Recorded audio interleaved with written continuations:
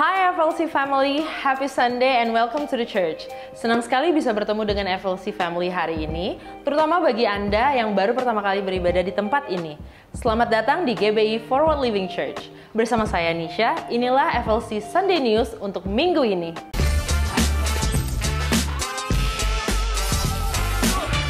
Bagi FLC family yang ingin mengikuti FLC Discipleship Journey, Anda dapat mengikuti Series 1 Stay, di mana Anda akan mempelajari hal-hal yang sangat penting tentang dasar-dasar kekristenan seperti dosa dan keselamatan, lahir baru dan baptisan, gambar diri, hati Bapa, pertumbuhan rohani, gereja lokal, dan komunitas. Untuk informasi lebih lanjut, FLC Family dapat mengunjungi Home Lounge atau terhubung dengan setiap volunteers yang akan membantu Anda. Jika FLC Family membutuhkan dukungan doa, tim FLC Prayer dengan senang hati akan membantu dan mendukung Anda melalui doa. Atau Anda dapat mengisi form doa yang tersedia di area Home Lounge. FLC Sunday Service setiap minggunya dapat FLC Family lihat kembali di YouTube channel Forward Living Church. Untuk mendapatkan informasi tentang kegiatan dan pelayanan gereja, FLC Family dapat mengunjungi Home Lounge, menghubungi WhatsApp FLC Office di 0816-633-633 atau dapat terhubung melalui Instagram FLC. Saat ini kita mau bersama-sama merayakan FLC Family yang berulang tahun dan juga merayakan ulang tahun pernikahan sepanjang minggu ini.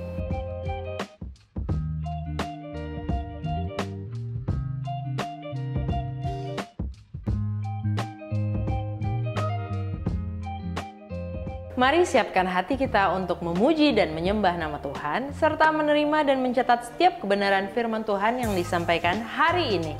Happy Sunday and God bless you!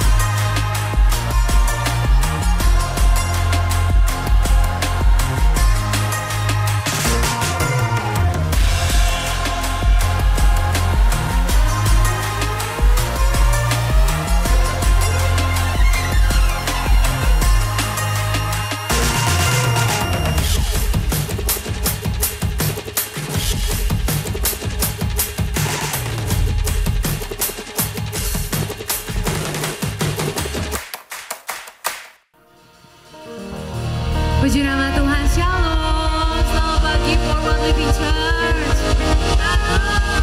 Shalom.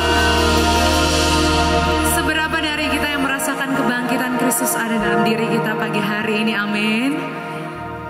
Izinkan saya membacakan satu firman Tuhan untuk kita semua pagi hari ini. Yohanes 16 ayat yang ke-33. Semuanya itu kukatakan kepadamu supaya kamu beroleh damai sejahtera dalam aku. Dalam dunia kamu menderita penganiayaan, tetapi kuatkanlah hatimu, aku telah mengalahkan dunia. Terima dengan iman, saya percaya bahwa hari ini waktu saudara datang dengan sungguh-sungguh, saudara pasti menerima sesuatu, amin. Tengok kanan kiri bilang, kamu sudah menerimanya. Kamu sudah menerimanya. Boleh bersama-sama bangkit berdiri. Kita bersatu di dalam doa. Bapa di surga, kami percaya bahwa Engkau hadir di tempat ini ya Tuhan. Kami percaya bahwa kebangkitan-Mu hidup di dalam kami. Damai sejahtera Engkau taruh di hati kami. Engkau telah mengalahkan takut dalam diri kami. Engkau telah mengalahkan ragu dalam diri kami Tuhan. Hari ini, pagi ini, waktu kami datang Tuhan, biarkan kami mengambil keputusan yang baru untuk lebih percaya, berpegang teguh kepada kasih Kristus. Lebih lagi Tuhan, Engkau telah mengalahkan dunia. Engkau telah mengalahkan segala sesuatunya Tuhan. Bahkan Engkau menerima sesuatu yang tidak selayak Engkau terima, yang seharusnya kami tanggung, tapi Engkau tanggung menggantikan kami Tuhan. Kami mau Tuhan, waktu kami menerima pujian, penyembahan, bahkan firman-Mu Tuhan, biarlah itu berema di hati kami Tuhan. Berbicara di pikiran kami, berbicara di hati kami. Pakai fokus kami untuk betul-betul kami berserah penuh kepada Tuhan. Dan biarlah sesungguh-sungguhnya Tuhan kami bawa hati dan hidup kami lebih lagi kepada Kristus. Berikan kami keberanian untuk menghampiri tahta hadirat-Mu yang kudus ya Tuhan. Engkau ada di sini, surga turun di tempat ini, Roh Kudus melingkupi setiap hati kami, dan kami tahu Engkau sudah berkarya sebelum kami ada di tempat ini. Mari sama-sama yang percaya boleh katakan amin. Dia bangkit untuk setiap kita, amin. Dan percaya kuasanya terjadi di tempat ini.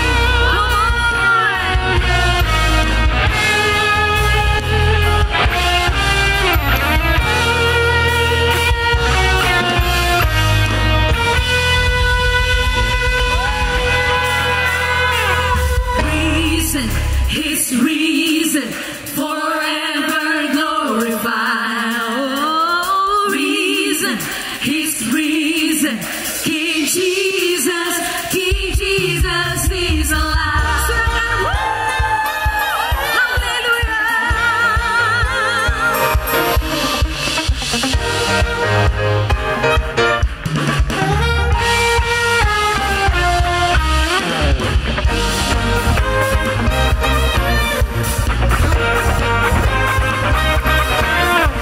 Bersorakan kebaikan Tuhan buat setiap hidupmu.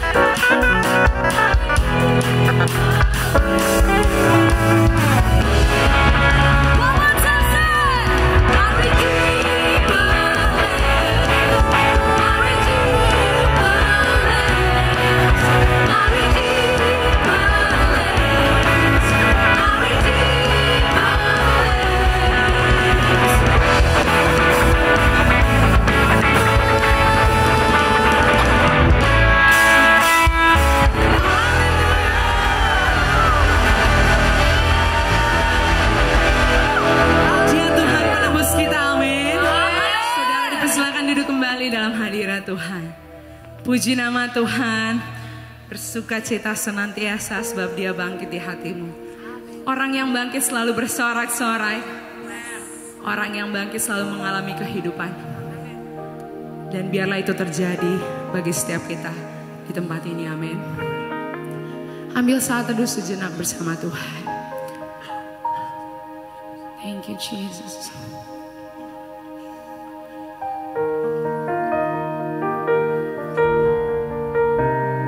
Thank you Jesus.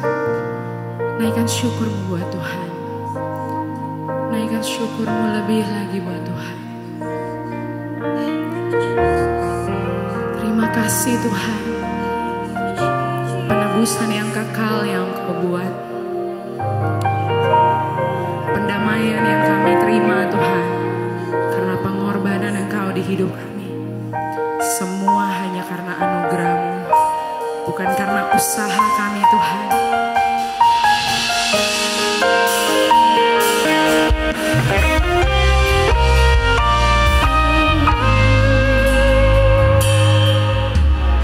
Tuhan, Kau sungguh besar, karya-Mu sungguh ajaib, tiada hentinya ku mengagumi, sungguh Kau ajaib. Mari sekali lagi nyatakan. Tuhan, Kau sungguh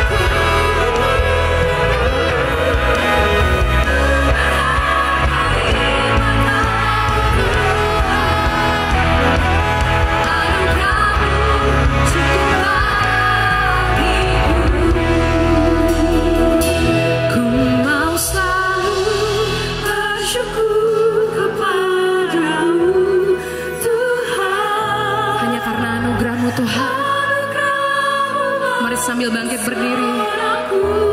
Sambut pujian ini di hatimu.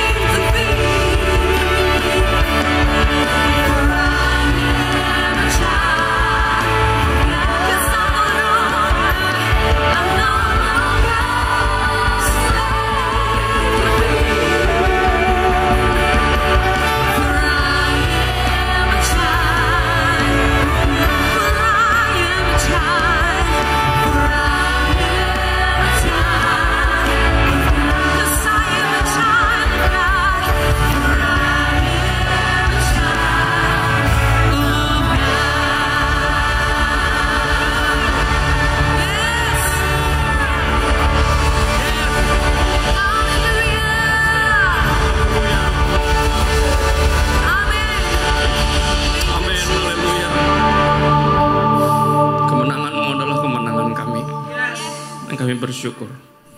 Bukan kuat dan gagah kami yang bawa kami sampai hari ini, tapi hanya karena Roh Kudus tidak pernah meninggalkan kami.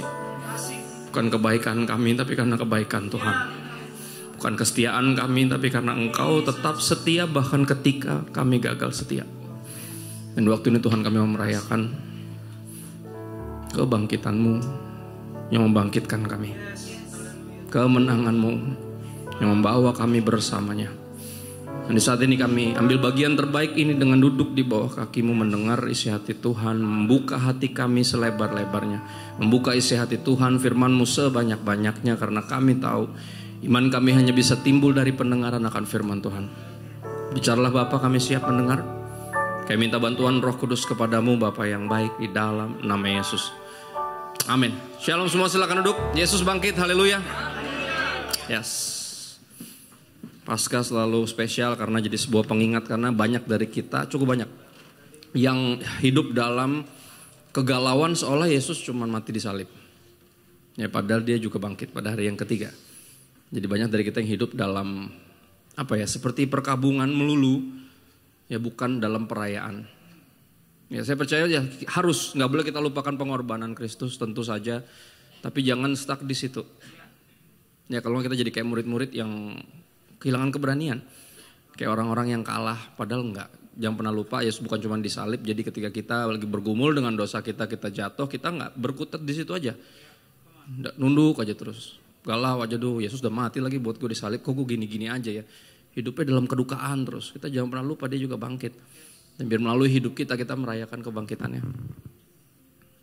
Victorious living itu tema yang diberikan bagi saya, hidup yang berkemenangan. Dan kita ke 1 Korintus 15 ayat 55 dan 57. Ayat 55 dikatakan, hai maut, di manakah kemenanganmu? Hai maut, di manakah sengatmu? Dan ini Rasul Paulus bertanya kepada yang selalu ditakuti sama semua orang. Kematian, sesuatu yang pasti, semua orang pasti mati. Ya, muda bisa mati, tua udah pasti bisa mati, apalagi lebih bisa lagi. Tapi siapa aja bisa mati, kita gak pernah tahu. Ya, tadi malam kabar kedukaan datang dari salah satu band yang saya suka, gitarisnya berpulang. Ya, nggak sampai tinggi-tinggi banget kok umurnya. Ya udah om-om sih, cuman ya nggak tahu, nggak sangka lagi. Kemarin tadi malam lagi nonton band yang lain di Gambir Expo. Terus ini soundman yang biasa lagi kesana nih, ke bareng Seringai nih, ke Jepang. Oh ya, baru ngomongin gitu, tiba-tiba pas ngantri cabut pulang aduh. Ya, maut sesuatu yang ditakuti, tapi bayangin sesuatu yang ditakuti, kita bisa berdiri, seorang bisa berdiri di hadapannya dan berkata, di mana kemenangan? Where is your victory? Where is your sting? Ya, dan ayat 57 menjelaskan kenapa kita bisa berdiri di hadapan yang umumnya ditakuti semua orang dengan keberanian. Karena ayat 57 dikatakan, syukur kepada Allah yang telah memberikan kepada kita kemenangan oleh Yesus Kristus. Ya, Tuhan kita. Jadi bicara tentang hidup yang berkemenangan, ini bukan kemenangan kita sebenarnya, tapi kemenangan Kristus yang kita rayakan. Karena kita bagian dari kemenangan itu ketika kita sungguh-sungguh ambil bagian bersatu dengan Kristus. Ya, ada 2 poin hari ini. Kalau ada yang suka nyatet, yang pertama ada 3 poin, sorry. Ya, yang pertama kita berbicara tentang Christ victory atau kemenangan Kristus. Di kayu salib Yesus melakukan lebih dari sekedar menanggung dosa-dosa kita. Ia secara aktif mengalahkan kuasa-kuasa yang menawan manusia. Ya, the powers yang held us captives, yang menawan kita. Dia mengalahkan semua kuasa-kuasa itu. Dr. Martin Lloyd Jones menyoroti bahwa kemenangan Kristus adalah atas ketiga musuh utama, yaitu pertama setan, berikutnya maut atau kematian, dan berikutnya dosa. 3 itu. Ya, kita akan bahas 3 ini tentunya di poin pertama, kemenangan Kristus. Yang pertama, Yesus menghancurkan setan dan perbuatan-perbuatannya. Ya, 1 Yohanes 3 ayat 8. Dikatakan, barang siapa yang tetap berbuat dosa berasal dari iblis, sebab iblis berbuat dosa dari mulanya. Untuk inilah anak Allah menyatakan dirinya, yaitu apa? Supaya ia, Kristus, membinasakan perbuatan-perbuatan iblis itu. Sehingga kita nggak tetap berbuat dosa. Ya, Kolose 2 ayat 15 dikatakan jelas, ia telah melucuti pemerintah-pemerintah dan penguasa-penguasa dan menjadikan mereka tontonan umum dalam kemenangannya atas mereka. Bicara tentang Kristus yang mengalahkan setan dan perbuatan-perbuatan iblis. Ya, ini Yesus menghancurkan setan itu nomor 1. Kemenangan Kristus adalah kemenangan kita juga. Berikutnya Yesus mematahkan kuasa maut. Sehingga maut tidak lagi berkuasa atas umat Allah. Ya, Ibrani 2 ayat 14 sampai 15. Karena anak-anak itu adalah anak-anak dari darah dan daging, maka ia, Kristus, juga menjadi sama dengan mereka, dengan kita. Dan mendapat bagian dalam keadaan kita supaya apa? Oleh kematiannya ia memusnahkan dia, yaitu iblis yang berkuasa atas maut. Apa artinya iblis berkuasa atas maut? Iblis itu dengan aktif. Ya, target utamanya adalah membuat kita jatuh dalam dosa. Itu dia. Itu his only objectives. Ya. Karena dosa itu ternyata sesederhana nggak hidup buat Tuhan.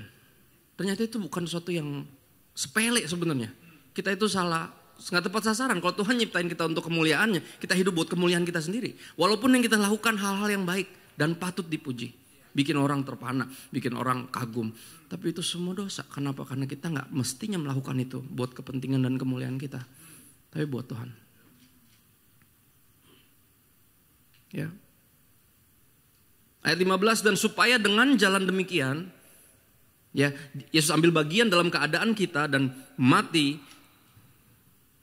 disalib. Yesus memusnahkan iblis yang berkuasa atas maut, dan supaya dengan jalan demikian Kristus membebaskan mereka atau Anda dan saya yang seumur hidupnya berada dalam perhambaan oleh karena takutnya kepada maut. Lagu tadi, I was a slave to fear because I am a constant sinner. Yang mengerikan adalah menyadari bahwa kita sangat sulit untuk hidup kudus, dan kayaknya untuk berdosa itu kayak refleks gitu. Kayak sesuatu yang gue banget gitu. Ya kan, jadi ketika kita mau hidup kudus, kita kayak berusaha jadi orang lain, dan itu susah. Dan akhirnya kita menyadari I am the problem. And of course I cannot be the solution. Gue masalahnya. Ya, ada orang bertanya, kalau emang Tuhan ada, teman saya yang ateis bertanya gitu, kalau emang Tuhan ada, kenapa orang-orang jahat masih ada di muka bumi ini? Oh ya, kalau Tuhan, justru karena Tuhan baik, masih dibiarin, masih ditungguin. Nah, dia tidak berkenan siapapun binasa. Ya. Dia berasumsi kalau Tuhan baik, kenapa kejahatannya dibiarin? Ya, soalnya kalau Tuhan kayak gini dan yang jahat hilang semua, termasuk lu. Gue juga, gue pendeta juga hilang gitu. Kita ini struggle, kita ini terlahir dalam dosa. Ya, makanya dia mesti dijadikan sama seperti kita. Dia yang tidak mengenal dosa dijadikan dosa supaya kita dibenarkan oleh Allah. Dengan demikian dia membebaskan kita.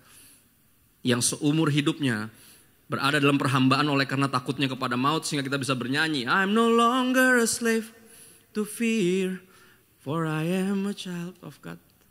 Karena siapa? Karena Yesus. Karena Yesus. Di belakang kita ngeliat kasus-kasus yang benar-benar mengerikan, kita bingung kok orang-orang bisa jahat banget kayak gitu ya. Dan yang lebih ironis lagi apa? Kristen loh. Itu dia. Kalau yang bukan Kristen terserah deh. Cuman ini Kristen loh. Gimana sih? Ya. Istriku sampai bingung, kok bisa ya? Kepikiran gitu bisa sejahat itu. Ya, orang papanya lagi sekarat, lagi susah, lagi sakit, dibawa ke dokter. Kurang darah katanya. Darahnya diambil, anak perempuannya mau transfusi, mau ambil darah. Dibius terus diperkosa. Apa bisa? Muda, dokter, pinter, kaya. Harusnya dokter kan lumayan kaya. Kristen lagi. Dia sampai bingung, kok bisa ya kepikiran sejahat itu? Kok bisa? Itu dari mana pikiran itu? Dan jawaban saya sederhana. Tebakan saya pornografi, tebakan saya sederhana. Kenapa? I was there. 20 tahun gue terikat pornografi. Pornografi yang bikin kita mikir yang enggak, sampai di level yang aduh, ngeri banget. Bisa sampai ke situ. Ini referensinya dari mana lagi? Ya. Dan saya nggak bisa ngerasa superior. Kenapa? I was a slave to fear, a slave to sin. I was one of them. I was him back then. But instead Jesus.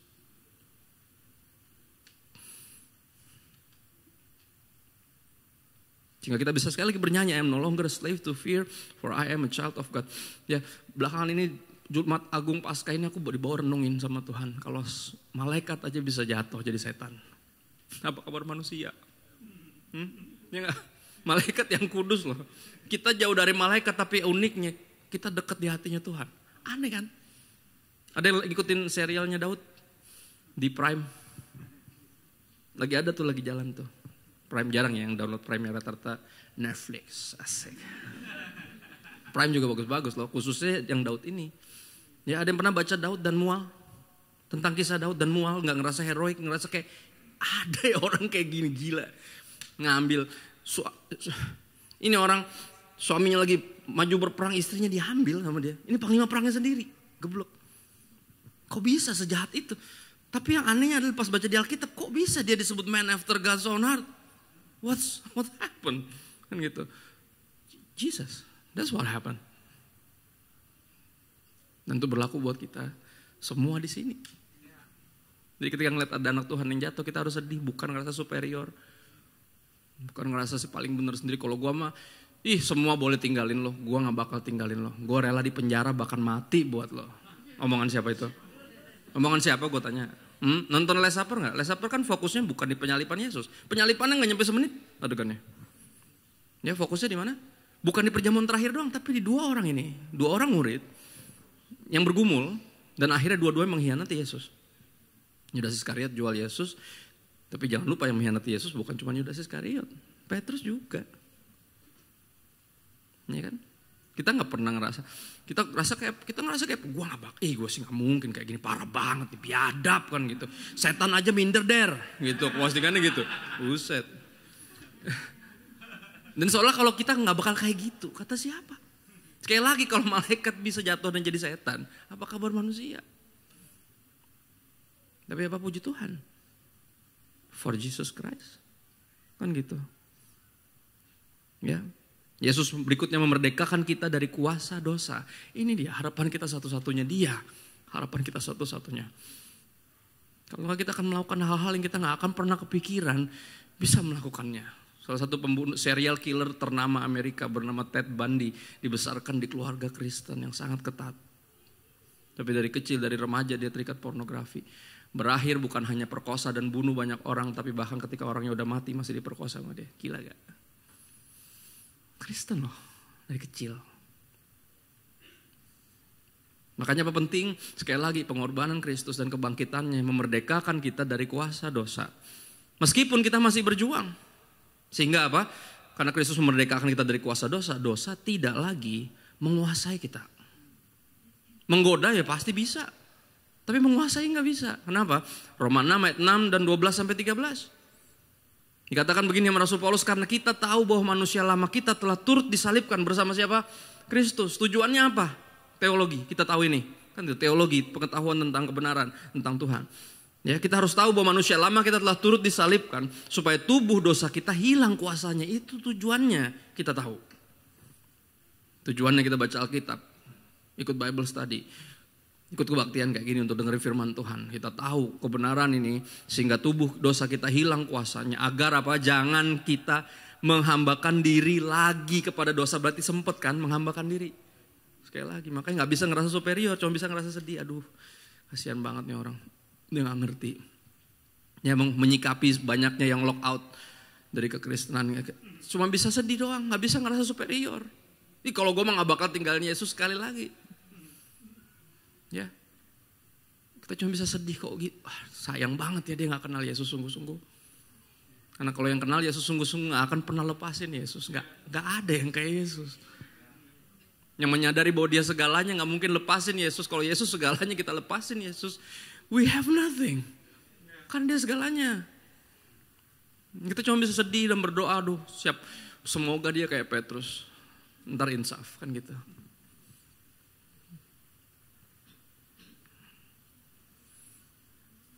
Sebab itu apa? Hendaklah dosa jangan berkuasa lagi dalam tubuhmu yang fana, supaya kamu jangan lagi menuruti keinginannya, lagi diulang-ulang terus. Berarti sempat kayak gini.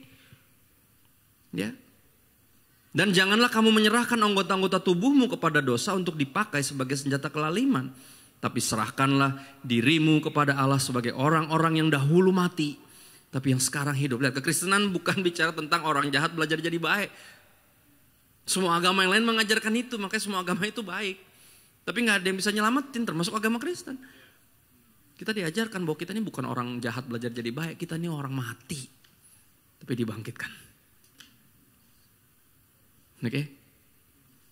Bagi orang-orang yang dahulu mati tapi yang sekarang hidup. Dan serahkanlah anggota-anggota tubuhmu kepada Allah untuk menjadi senjata kebenaran. Dan ini penting bagian ini. Ini artinya victorious living. Hidup yang berkemenangan, nanti kita akan lanjutin lebih jauh lagi. Nah, poin kedua kalau saudara suka nyatet. Yang pertama bicara tentang kemenangan Kristus, dan yang kedua adalah we fight from victory, not for victory. Karena kemenangannya bukan kita yang hebat, bukan kita yang kuat. No, Dia kemenangannya. Kita mulai dari situ. Kita berperang, berjuang dalam kehidupan ini dari kemenangan itu yang udah Dia menangkan di kayu salib itu. Orang percaya tidak berjuang untuk meraih kemenangan. Kita berdiri di atas karya Kristus yang sudah tuntas. It is finished, kata Yesus. Kemenangan telah diraih. Ya, peran kita adalah untuk menghidupi this reality, kenyataan ini. Ya, Galatia 2 ayat 19 sampai 20. Dikatakan demikian, sebab aku telah mati oleh hukum Taurat untuk hukum Taurat. Supaya aku hidup untuk Allah. Aku telah disalibkan dengan Kristus. Namun aku hidup. Ayat 20, tetapi bukan lagi aku sendiri yang hidup, melainkan siapa? Kristus yang hidup di dalam aku. Dan apa? Hidupku yang kuhidupi sekarang di dalam daging adalah hidup oleh iman dalam anak Allah yang telah mengasihi aku dan yang menyerahkan dirinya untuk aku. Oke? Hanya karena anugerah Tuhan. Saudara, kalau kita menyadari hal ini gak akan ada kesombongan. Gak akan ada penyalahgunaan. Karena kita tahu ini semua dari Tuhan. Dan mestinya buat Dia. Karena saya udah gak lagi harusnya hidup dalam kekalahan demi kekalahan. Aduh, gagal maning kan gitu. Jatuh lagi.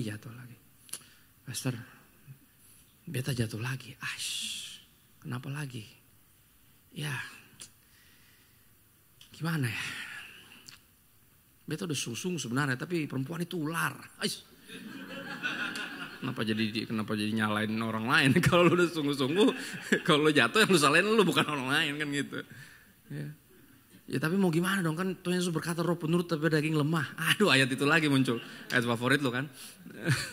Ayolah. Roh penurut tapi daging lemah, ayatnya kan cuma sebagian. Lengkapnya apa sih? Berjaga-jagalah dalam doa. Sebab roh penurut tapi daging lemah. Baca ayat tuh yang lengkap gitu, minimal 1 ayat gitu loh, jangan setengah gitu. Ya kan, karena roh penurut tapi daging lemah itu sebuah realita. Tentu saja. Tapi makanya berjaga-jaga dalam doa. Roh penurut tapi daging lemah bukan alasan untuk hidup dalam dosa, bukan. Tapi justru alasan untuk sungguh-sungguh membangun kehidupan doa. Udah tahu lemah kagak doa lagi kan. Mau gimana dong, terus. Ya, jangan sama Tuhan adu mekanik kan gitu. Debat mulu sama Tuhan. Siapa yang paling benar, siapa yang paling hebat. Jangan ketemu iblis langsung. Roh penurut tapi daging lemah. Gimana sih? Yang kalau sama Tuhan tuh lemesin, sama iblis kita lawan kan gitu. Kenapa adu mekanik sama Tuhan? Benar gak? Salah dong.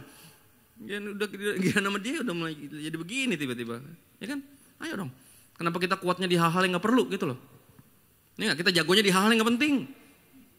Gak mestinya jago, gak mestinya tabah, mestinya kuat, malah sebaliknya.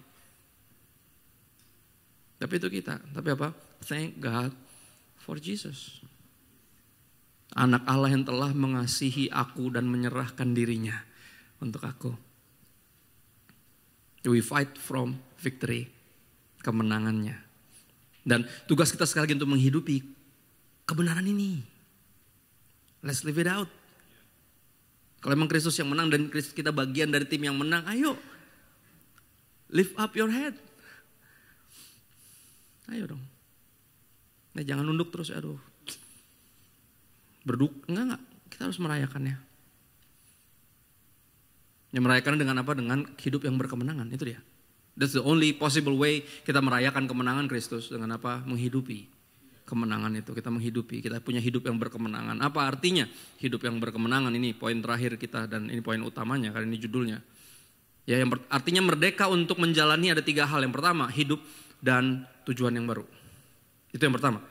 Ya, kita dimerdekakan, kita menang supaya kita bisa menjalani hidup dan tujuan yang baru. 2 Korintus 5 ayat 15. Oke, nanti kita balik lagi ke poin tadi karena ada slides-nya. Ya, yang penting yang pertama ini dulu. Ya. Dan Kristus telah mati untuk semua orang supaya mereka yang hidup tidak lagi hidup untuk dirinya sendiri tapi untuk Dia, untuk Kristus yang telah mati dan telah dibangkitkan untuk Anda dan saya. Ini dia. Hidup yang berkemenangan pertama adalah hidup dengan dan tujuan yang baru, enggak lagi buat diri sendiri. Tapi buat Yesus. Itu nomor satu, itu artinya victorious living. Kalau kita masih hidup buat diri kita sendiri, sesukses apapun kita, ini kita meleset. Sekali lagi kalau kita diciptakan untuk memuliakan Tuhan tapi hidup buat diri sendiri, itu dosa. Dosa itu bukan jahat, kejam, keji, sadis. Dosa artinya bukan itu. Dosa artinya meleset. Tidak tepat sasaran. Makanya apa? Hidup yang berkemenangan nomor satu adalah hidup dan tujuan yang baru. Karena Kristus sudah mati buat semua orang, kita hidup gak lagi hidup buat diri sendiri, tapi untuk Kristus. Dan dengan demikian bisa jadi berkat buat orang lain. Hanya dengan demikian kita gak hidup buat diri kita sendiri. Karena kita hidup bagi Kristus, sehingga orang lain bisa merasakan ketidakegoisan kita. Kita jadi suami yang lebih baik, istri yang lebih baik, ayah dan ibu yang lebih baik, anak-anak yang lebih baik. Sampai level tertentu warga negara yang lebih baik. Enggak cuma mikirin apa yang bisa negara lakukan buat saya, tapi apa yang saya bisa lakukan buat negara. Kayak pernah dengar? Ya itu quotes ya. Quotes presiden ya. Bukan presiden kita tapi. Ya. Yang kedua, kita menang atas dosa, itu arti victorious living. Menang atas dosa artinya tidak lagi diperbudak oleh cara hidup yang lama. Roma 8 ayat 11 dan 18. Demikianlah hendaknya kamu memandangnya. Paradigma kita mesti on the same page here. Harus sama. Cara pandang kita tentang kehidupan itu apa? Bahwa saya telah mati bagi dosa. Saya yang lama turut disalibkan bersama Kristus, right? Tapi apa? Tapi saya hidup bagi Allah dalam Kristus. Aku pernah sharing di tempat ini, kita gak bisa setengah-setengah. Ini pilihannya cuma dua. Ya, antara jadi budak dosa atau jadi hamba Tuhan. Gak ada jadi jemaat biasa tuh gak ada. Itu bukan pilihan tuh, gak ada. Jemaat biasa yang stegi, setengah gila. Ya, kadang budak dosa, kadang hamba Tuhan, antara-antara itulah. Ya. Ciri-cirinya gampang, kalau diajakin pelayanan gak pernah mau. Aduh jangan saya. Saya gak terpanggil. Ya ini buat yang lain aja, saya di belakang layar aja lah. Itu ciri-cirinya tuh, stegi. Ya, pengen Kristen tapi jangan Kristen-Kristen amat lah gitu. Gak bisa, pilih satu. Gak ada tuh yang di tengah-tengah gitu. Ya hitam mau putih, kalau di tengah jadi hidung belang. Ya kan? Nggak bisa. Soal pilihan cuma dua, budak dosa atau hamba Tuhan. That's it. Walaupun nggak semua terpanggil jadi pendeta, tapi kan yang hamba Tuhan bukan cuma pendeta. Ada pendeta yang bukan hamba Tuhan loh. Baru diposting kemarin sama teman saya. Gila, youth pastor hamilin anak youthnya sendiri. Gue bilang siapa? Gue kenal nggak? Enggak. Siapa? Iya bekas ini. Gue dulu pernah di sana. Itu mentor gue dulu. Wah gila, siapa namanya? Nggak usah deh, lu nggak perlu tahu. Iya sih, nggak tertarik juga. Tapi gue pengen tahu, gue pengen mau berdoa buat dia. Karena sekali lagi, kalau malaikat aja bisa jadi setan, apalagi orang. Walaupun pendeta. Gak ada yang kebal. Gak ada yang kebal. Makanya apa, mesti sungguh-sungguh hidup bagi Allah. Apapun profesinya. Ya. Ayat 18, kamu telah dimerdekakan dari dosa dan menjadi hamba siapa tebak? Kebenaran. Hamba Tuhan. Gak ada pilihan lain di tengah tuh, gak ada. There's no middle ground in this. Gray area in this. Gak ada. Pilih. Nah kita harus pilih, dan pilihan itu yang menyatakan kita ini hidup berkemenangan atau enggak. Menang atas dosa. Tidak lagi diperbudak oleh cara hidup yang lama. Walaupun masih bisa jatuh dalam dosa, tapi gak bisa diikat lagi. Karena udah apa? My chains are gone, I've been set free. My God, my Savior, He rescued me. And like a flood, His mercy reigns. Unending love, amazing grace. I once was blind, but now I see. Was lost, but now I'm found. Victorious living. Ya, tidak lagi diperbudak oleh cara hidup yang lama. Tujuannya berubah.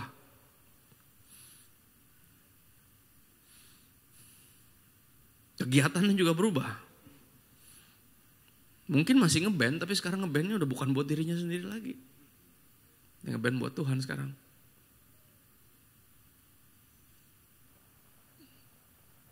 Yang terakhir, berbicara tentang victorious living adalah bebas untuk memberikan yang terbaik bagi Tuhan. Itu artinya orang-orang yang hidupnya berkemenangan. Dia gak ada ngerasa terpaksa sama sekali untuk hidup bagi Tuhan. Dan memberikan yang terbaik, bukan yang setengah-setengah. Bukan yang ala kadarnya, ya cukuplah segini mah buat Tuhan mah. Ya gak? Gian jajan bisa gila-gilaan, liburan. Liburan tuh bisa gila-gilaan loh orang tuh. Sampai habis loh, katanya healing. Sampai hilang semuanya, gak punya apa-apa lagi habis itu. Bisa gitu. Tapi kalau buat Tuhan, udah jangan terlalu banyak. Ngapain sih, ya kan? Bisa gitu loh, lagi mau kasih kolekta tiba-tiba ditepak sama bininya. Ngapain ngasih itu terlalu gede? Gitu, pak. Lah, kok gitu. Kok bisa ada yang terlalu gede buat Tuhan? Ya, ayatnya bilang kayak gini di 1 Korintus 15 ayat 58. Ini lanjutan dari ayat yang kita baca pertama tadi.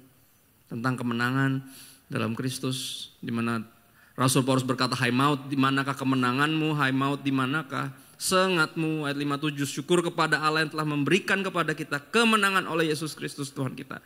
Ayat terakhirnya adalah, karena itu, ya sekali lagi nih, karena maut udah gak punya kuasa, udah dikalahkan, taringnya udah gak ada, sengatnya. Oke. Dan kita udah dimerdekakan, kita telah menang bersama Kristus. Karena itu saudara-saudaraku yang kekasih, berdirilah teguh, jangan goyah, dan giatlah selalu dalam pekerjaan Tuhan. Ini dia, let's go, let's do this together. Jangan ada yang pelayanan, ada yang enggak, jangan.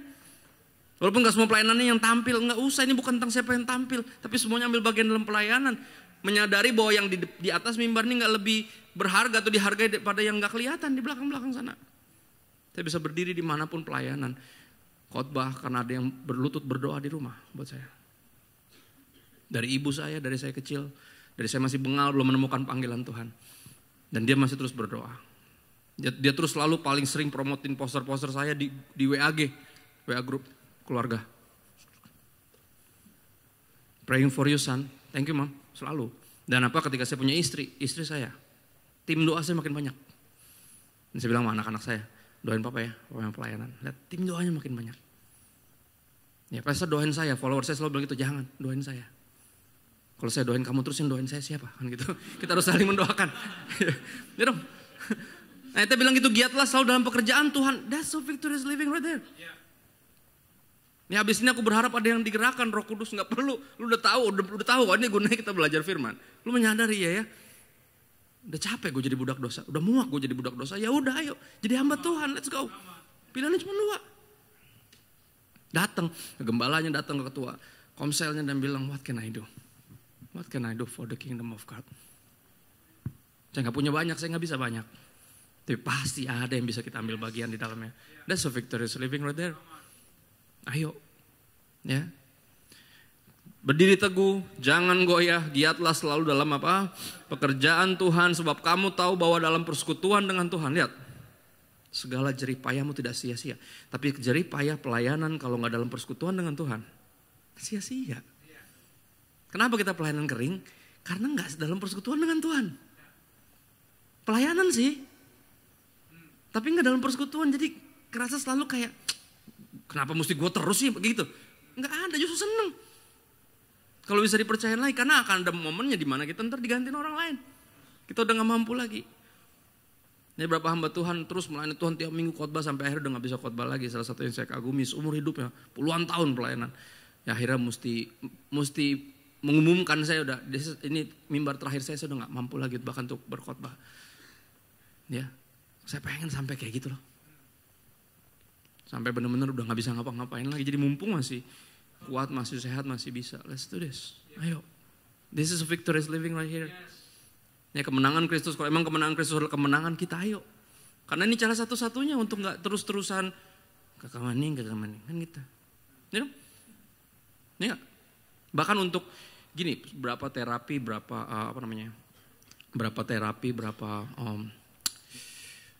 rehab gitu ya, upayanya selalu bikin orang tuh disibukkan dengan sesuatu yang baik. Selalu gitu.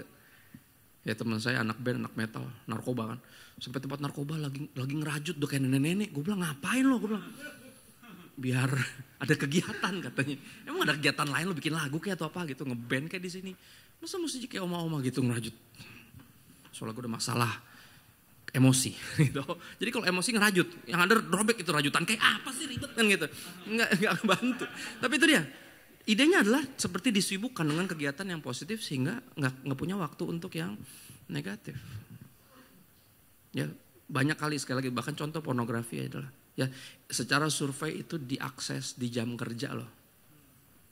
Ketika kita mestinya melayani Tuhan melalui pekerjaan kita, tapi memilih untuk melakukan hal yang nggak penting. Ya kan? Ketika kita, ini idenya, aku tutup dengan ini ya. Bicara tentang victorious living, kalau emang benar ini hidup untuk melayani Tuhan, hidup bagi Tuhan. Oke? Ketika kita tidak melakukan yang semestinya dan menahan untuk melakukan yang semestinya, kita tahu. Sebenarnya gue harus gini nih. Tapi kita akan mulai melakukan yang nggak semestinya. Sesederhana itu. Ya. Ingat apa yang terjadi sama Daud? A man after God's own heart. Ingat kejatuhannya. Di musim perang ketika umumnya raja-raja pergi berperang. Zaman dulu kalau raja berperang ya, kalau negara berperang rajanya ikut. Entah dia di belakang atau di mana dia pasti ikut. Dan Daud, apalagi Daud. Yang Saul aja sampai ngiri. Daud tuh dipuji terus. Kenapa? Karena Saul membunuh segini, Daud tapi wah gila, dia tuh warrior king. Tapi di satu waktu di dalam kesuksesannya dan di kedewasaannya, I'm too old for this kan gitu. Lagian gue sultan mah terserah dong, bebas dong sultan, ya kan. Yang lain aja lah yang perang, gue nggak mau gitu. Gue raja emang harus perang, emang harus banget kan gitu. Ya akhirnya nggak perang lah dia. Ya akhirnya jalan-jalan di atas, gila gue kaya banget ya. Tiba-tiba dari atas kayak, siapa tuh? Wah kok bisa ada yang cakep nggak bilang-bilang kan gitu. Itu yang terjadi kan. Dia panggil lah pegawai istananya. Karena kenapa Daud bisa ngeliat si orang bilang, abis Bathsheba mandinya gak tutup pintu lah. Zaman dulu kan begitu bentuknya orang, dia istananya tinggi, kelihatan semua dari atas. Ya kan? Panggil aja siapa tuh? Pegawai istananya bilang apa? Oh itu, ini, istrinya ini. Istri pegawai perang, panglima perang loh. Anaknya, dikasih tahu lagi. Jadi apa sebenarnya pegawai istana tuh udah bilang gini, jangan pak, jangan. Gitu. Dikasih tahu semua tuh. Ini istrinya ini, anaknya ini, anaknya, papahnya dari yang diambil ini juga orang penting dalam hidup Daud loh. Jadi apa sudah berusaha sekuat mungkin orang ini untuk bilang jangan pak, jangan. Tapi kan ya raja, punya segalanya. Termasuk orang itu tuh milik saya kan gitu.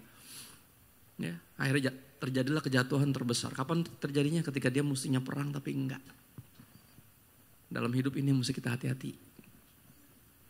Ya kadang untuk melakukan hal-hal negatif kita udah pinter kok. Zaman sekarang narkoba, ya zaman sekarang itu nge-gym. Kan gitu. Gym is my new drugs. Pokoknya sampai kecanduan banget gitu. Sampai liburan tuh kalau gak ada tempat gymnya gak jadi nginep di situ. Sedap. Lihat gak? That's a new drugs right there.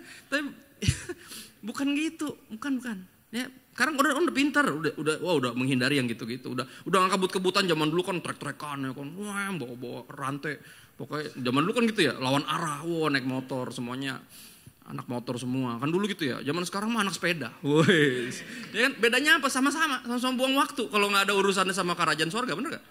Ya dong, kalau lagi sepedaan kita pemuritan ya, beritain Injil nggak ada problem. Nggak, ini idenya. Loh, nggak. Idenya adalah kita bikin komunitas buat apa sih? Ya nggak? Kenapa sih saya di Sabtu Sunyi? Entah di malam kan Sabtu Sunyi, harusnya kan nggak ngapa-ngapain dong. Kita berduka.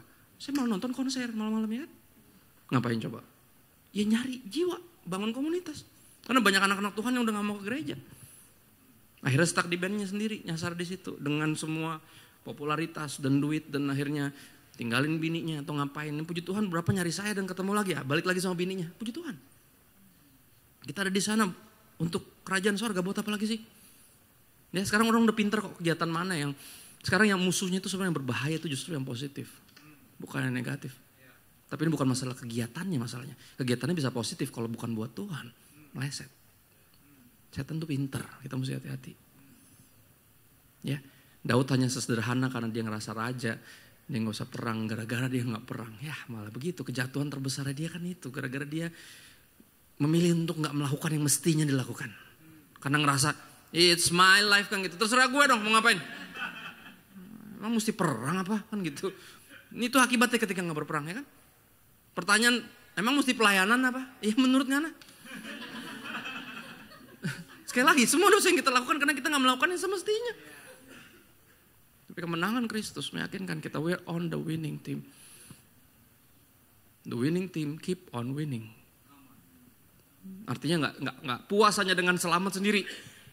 Yang penting gue udah Kristen, gue udah gereja, gue udah pelayanan, gue udah pasti masuk surga. Dia nggak akan puas, dia akan terus memenangkan jiwa. Ambil bagian dalam pelayanan apapun bagiannya. That's a victorious living. This is victorious living. Ayo, makanya ambil bagian. Jangan ragu. You're missing out on nothing. Kalau kita habisin seluruh hidup kita buat Tuhan, lu gak kelewatan apapun. Ya, itu victorious living. Aku berdoa sungguh-sungguh apa yang aku bagikan ini. Membawa kita bukan sekali lagi hanya sekedar berduka karena kita bunuh Yesus. Oke, tapi juga apa? Bersuka karena Yesus bangkit. Dan bangkitnya buat kita. Dia bawa kita bersama dengan dia. Sehingga kita bisa menghidup-hidup berkemenangan, hidup hanya untuk Tuhan, karena Tuhan. Dari dia, oleh dia, untuk dia. Dan bagi dialah kemuliaan sampai selama-lamanya. Yesus bangkit, haleluya. Kita juga bangkit. Mari hidup berkemenangan. Kita berdoa sebentar yuk. Tuhan, kami bersyukur buat hadirat-Mu, menyapa kami semua dengan firman-Mu. Di poin apapun kami tahu Engkau berbicara, Roh Kudus terus ngiangkan firman ini di hati kami dan pikiran kami. Buat kami resah ketika kami gak mentaati arahan-Mu, perintah-Mu. Roh Kudus bantu kami untuk gak nyaman dengan good enough. Bantu kami untuk berikan segalanya bagi Tuhan yang udah lebih dulu memberikan segalanya bagi kami. Makasih buat kemenangan-Mu yang dijadikan kemenangan kami. Bantu kami Roh Kudus untuk hidup berkemenangan. Merayakan kebangkitan-Mu, bukan hanya terus merenungkan pengorbanan-Mu. Karena Engkau bukan Tuhan yang hanya mati di salib, tapi yang bangkit dan hidup selamanya. Roh Kudus bantu kami, tuntun kami, lepaskan kami dari semua keterikatan, semua belenggu, semua kuasa telah dipatahkan. Dan bantu kami punya paradigma yang benar, bahwa rantainya udah gak ada. Jadi jangan sampai kami hidup kayak di rantai, padahal rantainya udah gak ada. We need untuk melatih diri kami, untuk beribadah, untuk hidup melayani Tuhan. Karena sadar rantainya udah gak ada. Kami gak terikat lagi, kami gak harus marah, gak harus kepahitan, gak harus berdosa, gak harus jatuh. Gak harus, kami harus melayani Tuhan. Kami harus hidup buat Tuhan, kami harus hidup dalam rasa syukur karena semua yang Kau percayakan dalam hidup kami. Dan utamanya kami harus mengingat bahwa kami sangat dikasihi, no longer a slave to fear, because we are the child of God, kami anak-anak-Mu. Makasih ya Tuhan, kami minta bantuan Roh Kudus, mampukan kami jadi pelaku firman bukan pendengar saja. Dalam nama Yesus, haleluya, amin, amin. God bless, thank you. Terima kasih untuk hambanya, Pastor Christopher, luar biasa. Kita semua diberkati, amin. Senang bisa mendapat pelayanan. Pastor Christopher juga akan melayani lagi sore hari ini. Semua diberkati. Selamat Paskah untuk kita semua. Ya tadi diingetin sepeda ya. But you know, I got miracle. Soal sepeda. Actually, saya udah gak sepedahan 2 tahun. Saya biasa itu sepedahan road bike itu every 4 in the morning saya bangun. Cuman my little one, Asher, pengennya tuh tidur sama saya. So istriku bilang, I think you have to mulai stop deh untuk sepeda in the morning. So kita bagi 2, aku tidur sama Liam, kamu tidur sama Asher. Dan you know, itu bule kecil kalau udah tidur di ketekku, rasanya dong aku gak mau lepas. Jadi aku bilang, ya udah deh, aku ikhlasin deh, gak sepedahan. So, udah 2 tahun tuh saya gak sepedahan. By the way, ini belum pernah saya saksiin sih, since I got that miracle. Saya ingat ada Melita sama Aseng. Happy birthday Aseng, Ko Aseng. Happy birthday. Saya ingat tanggal 10 kemarin, saya, Sister Alena, Melita, dan Hadi. Somewhere Hadi mungkin ada di belakang. Kita sempat sebelum pulang itu hari Kamis, tanggal 10 April itu hari Kamis. Kita sempat ketemuan late coffee di Madeira. Terus saya ditanya, yang pastor lagi pengen banget sekarang apa sih? Pengen banget sekarang tuh apa sih? Jawaban saya langsung, saya gak mikir ABCD. Saya bilang apa, Mei? Saya bilangnya apa, Mei? Hah? Coba berdiri dulu, Melita berdiri. Kamu masih ingat gak saya ngomongnya apa sore itu waktu ditanya? Hah? Holiday, liburan. Saya bilangnya sama siapa? Saya bilangnya apa? Holiday kemana? ke luar negeri. Terus saya bilang, saya pengen banget ke luar negeri, berduaan doang sama istri saya. Ya kan Mei ya? Saya bilang saya cuma mau ngopi-ngopi sama ngeliatin orang. Terus saya bilang kalau Tuhan kasih saya pilih Eropa. Karena saya emang udah lama aja gak pergi. Yang jelas sudah pasti gak pergi karena ongkos. Tapi Melita bilang pasti pastor pergi. Itu tanggal 10. After 2 years, hari Jumat, saya bilang ke istri saya, besok saya mau sepedaan lah. Jangan, badan kamu lagi gini, jangan cari penyakit.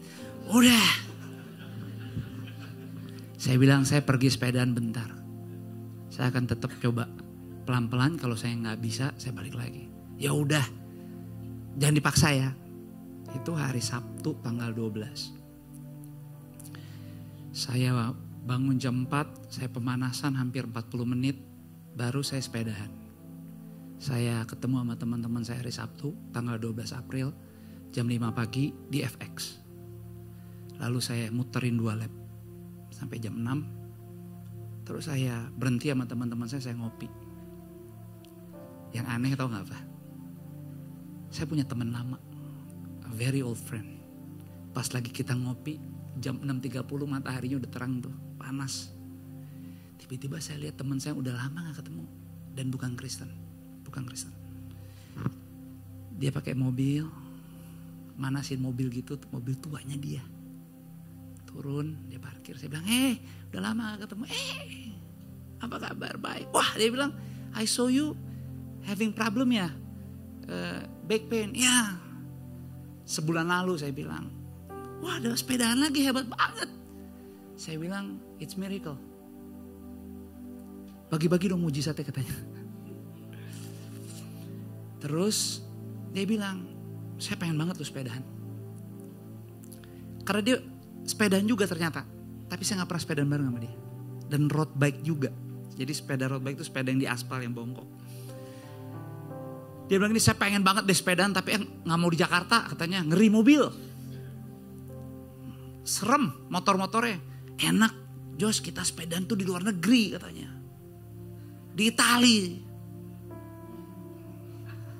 Langsung saya bilang ini, yaudah saya temenin.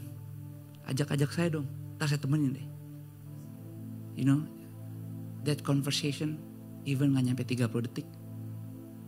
Gak nyampe 30 detik. Kelanjutannya tau gak dia bilang apa? Serius mau nemenin? Ya nemenin asal jangan hari Minggu. Temenin. Just normal bercandaan conversation. And it becomes serious. Saya pikir cuma lewat doang. Even sorenya dia tanya, bro, can I have your passport?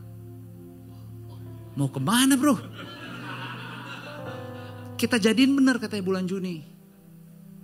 Saya bilang, your birthday bukannya Juni? Iya tanggal 10. Kita pergi tanggal 10. Ini saya cuma mau cerita doang. Bahwa jangan main-main dengan mulutmu. Kelihatannya cuma bercanda. Tapi Tuhan tahu isi hatimu. Dan berkat atau apapun jawaban doa. Kadang-kadang rutenya bukan yang sefrekuensi datangnya. Dari luar sono. Cuman kan saya gak berani iyain orang ada istri saya. Ini orang bercanda atau apa sih? Saya bilang bro, wait. Soalnya gue mesti ngatur-ngatur. Tanya istri dulu. Ya udah, ajak Alena juga nanti gue ajak istri gue.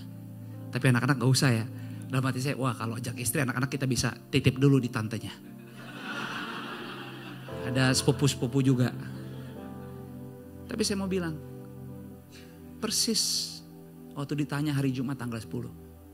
Apa yang Pastor Jos mau banget sekarang? Saya bukan mau berdoa, saya bukan mau khotbah, mau liburan. Dan saya bilang saya mau keluar negeri, kalau bisa ke Eropa coba ngopi-ngopi ngeliatin orang aja beraneka ragam. Itu nyampe ke atas. Tapi ini cerita gak datang tiba-tiba.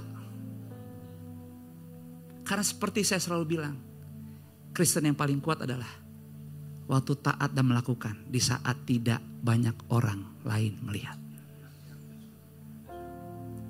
Karena di ujungnya nanti Tuhan gak tanya yang lain. Tuhan cuma tanya, siapa yang setia sampai akhir. Saya gak berani untuk kasih testimoni ini, cuman tadi teringat aja. Bahwa ya ampun Tuhan, cuma ngomong bercanda aja Tuhan bisa jawab. Cuma ngomong bercanda. Apalagi kalau kita datang dengan penuh hormat, merayakan kebangkitan. Firman dari tadi mengingatkan. Betapa sering Roh Kudus minta kita melangkah, bergerak, lakukan sesuatu yang bukan untuk diri kita, even buat orang lain. Pesan saya yang saya terima hari ini, makasih Tuhan. Makasih. Saya ingat selalu papa saya bilang, selagi, seperti Pastor Christopher bilang, selagi masih bisa melayani. Josh, selagi masih bisa melayani. Nanti waktu lu mau melayani, waktunya udah gak ada. Jangan ngomong sama papa, mau istirahat dulu, mau cuti dulu nanti katanya. Itu orang yang istirahat di kuburan, istirahatnya gak panjang katanya. Nah ini lagi ngomong waktu saya sama papa saya. Jadi saya ingat bahwa gak ada ruginya hidup sungguh-sungguh sama Tuhan. Jangan hitung-hitungan. Tuhan gak pernah kok maksa-maksa. Tapi apa yang Roh Kudus sampaikan. Mungkin saat ini ada kebangkitan kekuatan untuk engkau. Mengampuni suamimu. Mengampuni istrimu. Mengampuni anak-anakmu. Mungkin ini ada saatnya engkau sebagai anak ada berkat lebih diingetin. Hormati orang tuamu. Bukan cuma say thank you. Give something. Give honor, give respect. Mungkin saudara harus perlu. Mungkin bahkan apa yang saudara bisa bantu sebagai komunitas di sini. Pakai gereja ini. Saya selalu bilang jangan dibalik. Jangan gereja pakai jemaat bangun gereja. Tapi jemaat harus pakai gereja ini sebaik mungkin supaya hidup rohaninya terbangun. Karena gereja yang sesungguhnya bukan dalam sini, di luar sana.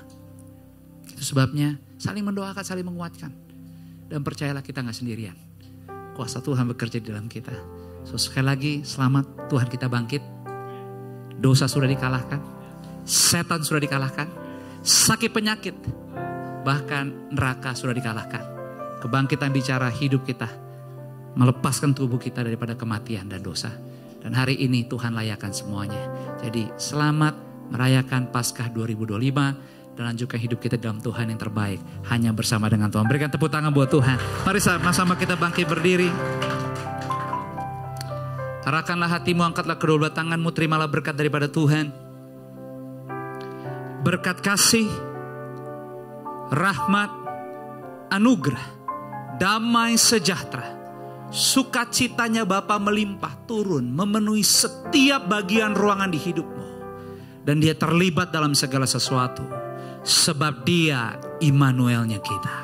Dan semuanya dilakukan dalam persekutuan yang manis bersama dengan Roh Kudus.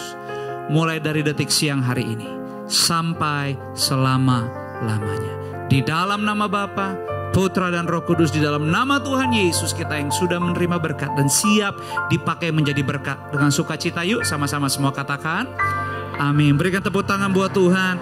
Ambil waktu sejenak bersyukur. Berfellowshiplah seorang akan yang lain. Thank you.